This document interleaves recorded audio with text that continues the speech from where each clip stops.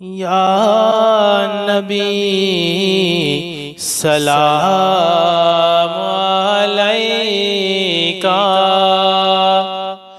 یا رسول سلام علیکہ، یا حبیب سلام علیکہ، صلوات اللہ علیکہ۔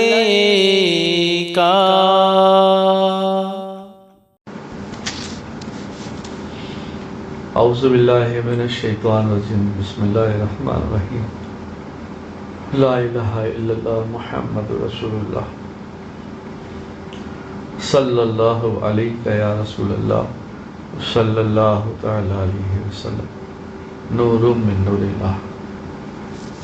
قرآن و حدیث کی روشنی میں حضرت یحییٰ علیہ السلام، حضرت یحییٰ علیہ السلام حضرت زکریا علیہ السلام کے فرزند اور اللہ تعالیٰ کے نبی تھے۔ وہ نیک لوگوں کے سردار اور زہد و تقوی میں بے مثال تھے۔ اللہ تعالیٰ نے بچپن سے ہی علم و حکمت سے نوازا تھا۔ انہوں نے شادی نہیں کی تھی، مگر اس کے باوجود ان کے دل میں گناہ کا خیال بھی پیدا نہیں ہوا تھا۔ وہ اللہ تعالیٰ کے خوف سے بہت رویا کرتے تھے۔ اللہ تعالیٰ نے ان کو اور ان کی قوم کو صرف اپنی عبادت و پرستش، نماز روزہ کی پابندی اور صدقہ خیرات کرنے اور کثرت سے ذکر کرنے کا حکم دیا تھا۔ چنانچہ انہوں نے اپنی قوم کو بیت المقدس میں جمع کر کے اللہ کے اس پیغام کو سنایا۔ ان کی زندگی کا اہم کام حضرت عیسیٰ علیہ السلام کی آمد کی بشارت دینا اور رشد و ہدایت کے لیے راہ ہموار کرنا تھا۔ جب انہوں نے دعوت تبلیغ کا کام شروع کیا اور اپنے بعد حضرت عیسیٰ علیہ السلام کے آنے کی خوشخبری سنائی، تو ان کی بڑھتی ہوئی مقبولیت یہودی قوم کو برداشت نہ ہو سکی اور حجت بازی کر کے اس عظیم پیغمبر کو شہید کر ڈالا اور اپنے ہی ہاتھوں اپنی دنیا و آخرت کو برباد کر دیا۔ حضرت نعمان بن بشیر رضی اللہ تعالیٰ عنہ کی بہن بیان کر دی ہے کہ خندق کی کھدائی کے موقع پر میری والدہ امرہ بنت رواح نے مجھے بلایا اور میرے دامن میں ایک لب دونوں ہتھیلی بھر کر کھجور دی اور فرمایا، یہ اپنے والد اور ماموں عبداللہ بن رواح کو دے آؤ۔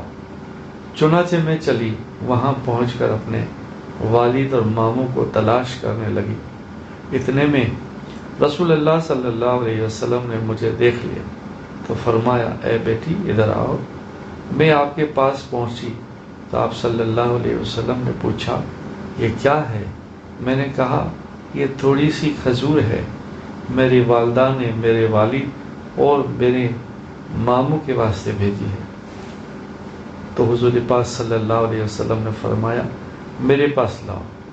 میں نے ساری کھجور حضور پاک صلی اللہ علیہ وسلم کی ہتھیلی مبارک میں رکھ دی اور پھر ایک کپڑا بچھا کر اس پر بکھیر دی اور ایک آدمی کو فرمایا کہ آواز لگاؤ۔ چنانچہ اس آواز پر سب لوگ جمع ہو گئے اور کھانا شروع کیا اور کھجور بڑھتی گئی حتیٰ کہ سب لوگوں نے پیٹ بھر کر کھائی، پھر بھی اتنا زیادہ بچ گئی۔ کپڑے پر سے کھجور زمین پر گری رہی تھی، کپڑے پر سے کھجور زمین پر گر رہی تھی اور اتنی برکت بھی ہو گئی۔ سبحان اللہ۔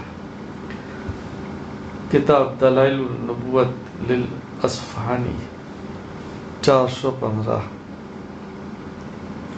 رسول اللہ صلی اللہ علیہ وسلم نے فرمایا، اے لوگو، تم پر حج فرض کر دیا گیا ہے، لہذا اس کی ادائیگی کرو۔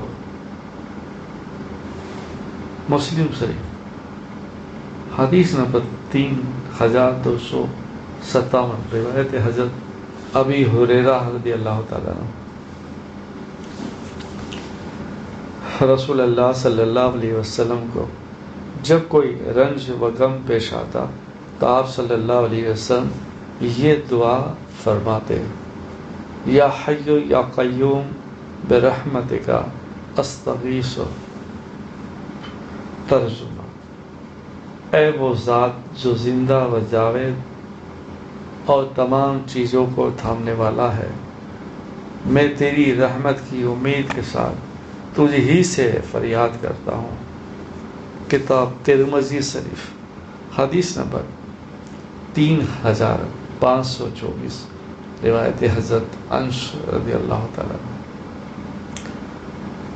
رسول اللہ صلی اللہ علیہ وسلم نے فرمایا، جب کوئی آدمی رات کو اپنی بیوی کو بیدار کرتا ہے اور اگر اس پر نیند کا غلبہ ہو تو اس کے چہرے پر پانی چھڑک کر اٹھاتا ہے اور پھر دونوں اپنے گھر میں کھڑے ہو کر رات کا کچھ حصہ اللہ کی یاد پہ گزارتے ہیں تو ان دونوں کی مغفرت کر دی جاتی ہے، کر دی جاتی ہے۔ کتاب طبرانی کبیر حدیث نمبر 3370، روایت حضرت ابی مالک رضی اللہ تعالیٰ عنہ۔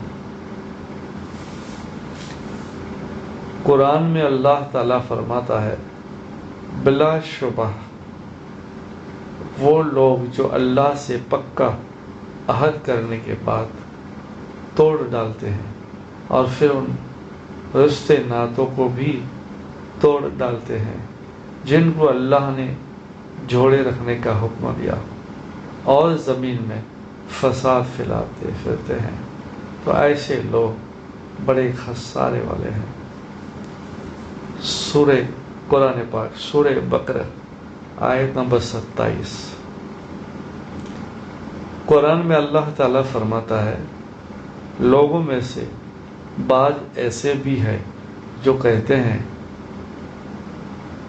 اے ہمارے پروردگار، ہم کو کچھ نہ دینا ہو دنیا میں ہی دے دے، ہم کو جو کچھ دینا ہو دنیا میں ہی دے دیجئے، تو ان کو جو کچھ ملنا ہوگا وہ دنیا ہی میں مل جائے گا، اور ایسے شخص کو آخرت میں کچھ نہیں ملے گا۔ قرآن پاک سورہ بقرہ آیت نمبر 200۔ رسول اللہ صلی اللہ علیہ وسلم نے فرمایا، اہل جنت کے سر پر ایسے تاج ہوں گے جن کا ادنا سے ادنا موتی بھی مشرق و مغرب کے درمیان کی چیزوں کو روشن کر دے گا۔ کتاب ترمذی شریف حدیث نمبر 2562، روایت حضرت ابی سعید خدری رضی اللہ عنہ۔ دعا ہے اللہ ہر امت مصطفیٰ صلی اللہ علیہ وسلم کو جنت کی ہر نعمت سے نوازے اور جہنم کی ہر عذاب سے بچائے، اور اللہ کے رسول کے خاص اطاعت والے بندے بندیاں بن جائیں، آمین۔ رسول اللہ صلی اللہ علیہ وسلم نے فرمایا، تم منگریلا سونیز کلونجی کو استعمال کرو، کیونکہ اس میں موت کے علاوہ ہر بیماری سے شفا موجود ہے۔ کتاب بخاری شریف حدیث نمبر 5687، روایت حضرت عائشہ صدیقہ رضی اللہ تعالیٰ عنہ۔